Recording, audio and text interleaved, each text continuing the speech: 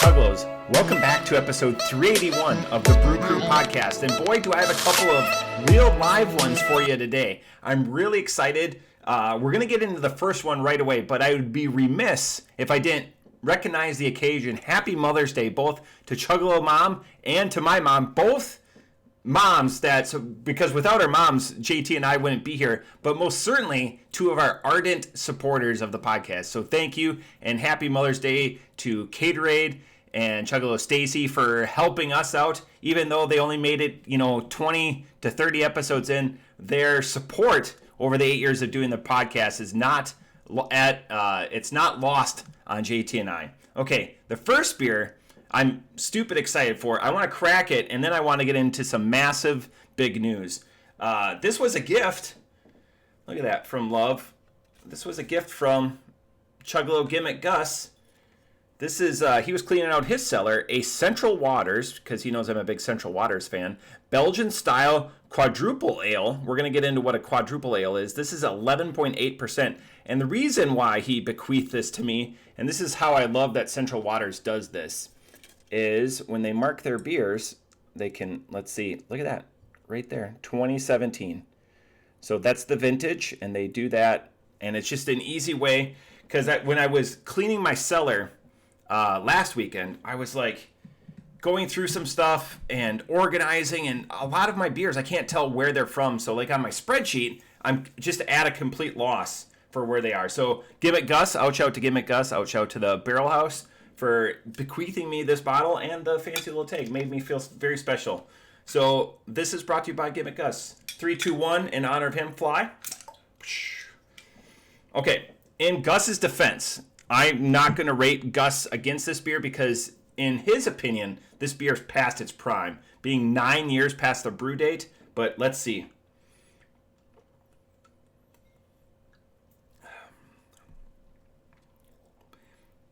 It's a little muted. I could see where it's a shell of its former self.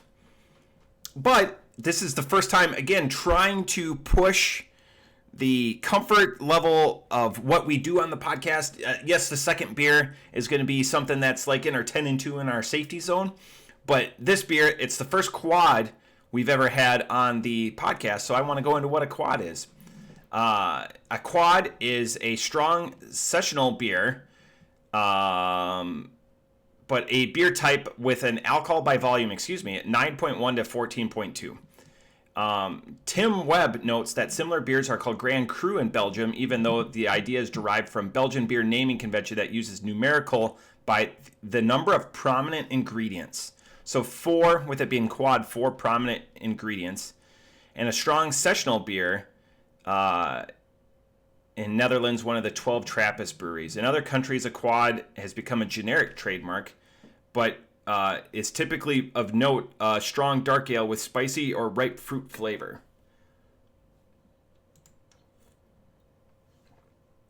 It is muted, but it's definitely not a drain pour. This is...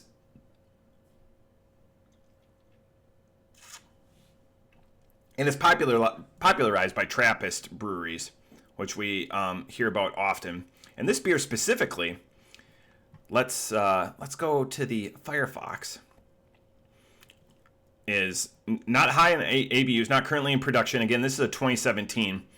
Barrel-aged quad is brewed in the spirit of collaboration. We combine traditional techniques and ingredients like Belgian candy sugar with American innovation and experimentation by using bourbon barrels. Our quad is amazingly balanced, smooth, while maintaining dark fruit notes that are a trademark of the style. And hops and malts. Pairings, dark fruit, and blue cheese. All right, this beer...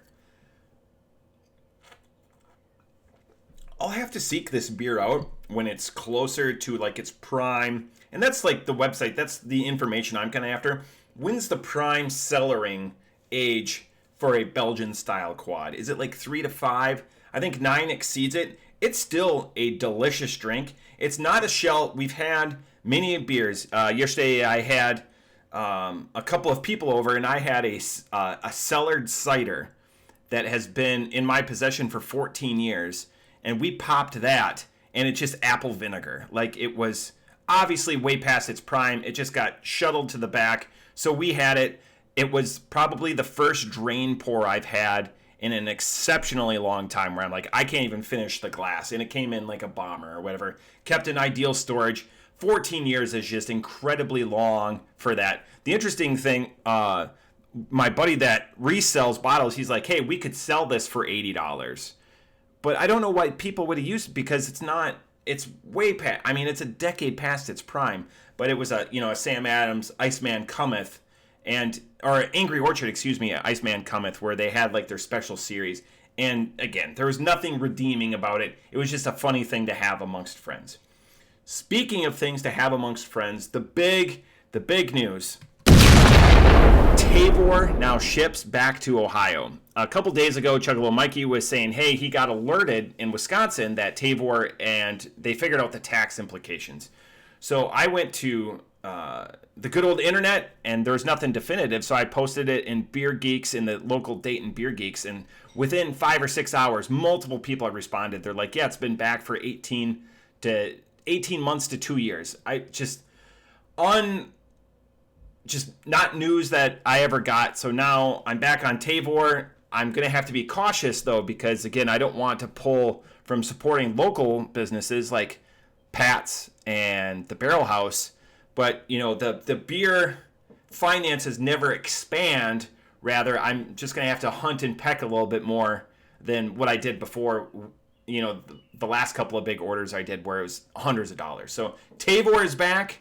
That's a big one, just to get some of those styles that you can't get because of distribution laws, and it solves that problem for you, which is awesome.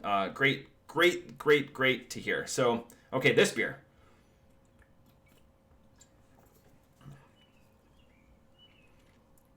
It's good.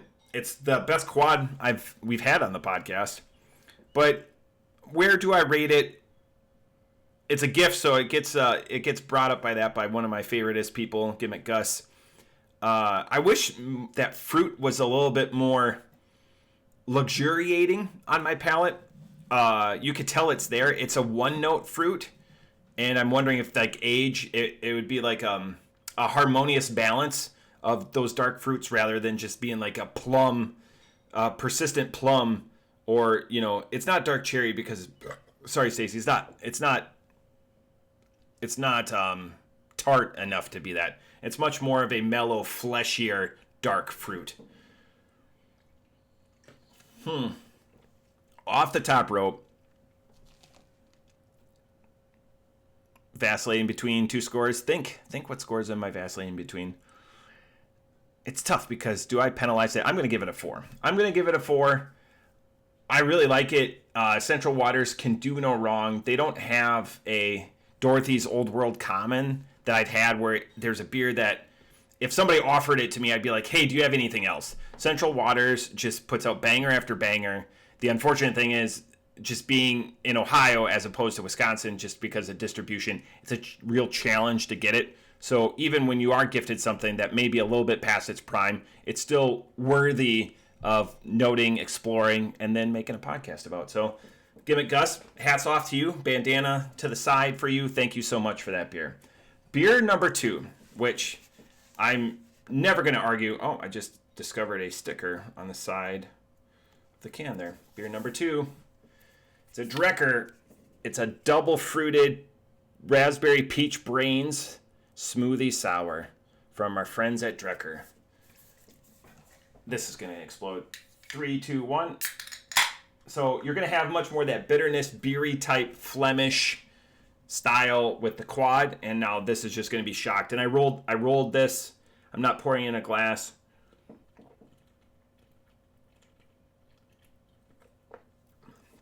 Big sour pull. Why? Long-time Chuggalos are going to be like, why did Matt buy a raspberry peach? I have to push myself. Peach can't be the only fruit that's in the can or in the bottle. If you can balance it well with other fruits like raspberry, which is in the S tier of fruits, there's easily a case to be made that a peach is a great accompaniment. It just can't be the hero. No one's going to be out there, peach emblem, saving the day. Rather, it's going to be a part of a Justice League or it's going to be a part of, an ensemble, a tag team or whatever. And with the raspberry, as long as the raspberry is doing most of the work, then you're good to go. The one thing about Drekker that we've done this before, but always it's worth going to their website, drekkerbrewing.com. Create and destroy. I love it. Like Drekker Vikings, it elicits, visual imagery that you can just, just hearty drinking from steins, drinking from horns. And then, so create and destroy, and then right below it, do good and give back and unpillage. And again, they've been open 12 years, which is awesome. So when we started the podcast, they were just 4 years, and I was still very familiar with Drekker, and over 100,000. It seems like they've done more than that, but Fargo, I still got to get to the Valhalla. I think that's Valhalla, the brewery. Yeah, Brewhalla. There we go. Just a long house inside and out. Ultra modern on the inside or outside, but it looks far different on the inside. I'm wondering if those are apartments above. That'd be really cool. Hey, where do you live? I live at Brewhalla. Awesome stuff. Anyways, this beer, I was really looking forward to this beer. This beer is typically how I like to celebrate the weekends is, make bacon and eggs or sausage and eggs or whatever and crack a smoothie style sour. It's just one of the best ways to kick off and sit here and debate how I'm going to spend my day. I didn't get to do that today, so this is where I'm just making up with it. Off the top rope.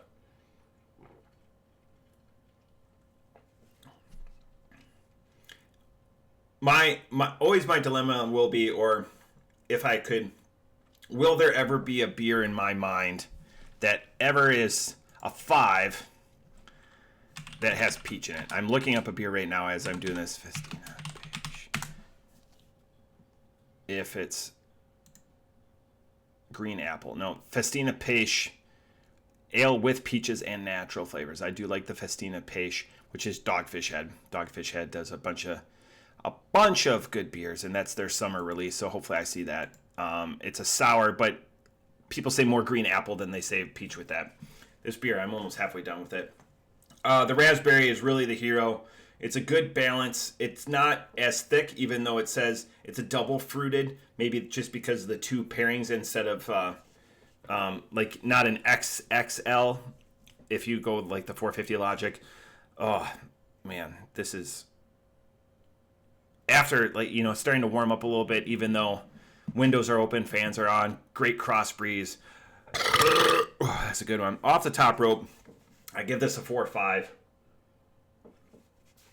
It's beers like this that don't help out the waistline because they're so good. And this is where this excels. Is I could have multiples of these because it's not too shocking to the palate. And I think that's where the peach grounds it a little bit, where it's hard to have multiple raspberry beers in a row just because of how tart and how you need to change it up a little bit because it's just, too much of a good thing. It's a palate overload. This is a little bit more subtle and it makes it enjoyable, but it's also very refreshing at the same time. It's very light because it doesn't luxuriate on the palate like other beers do in the same class.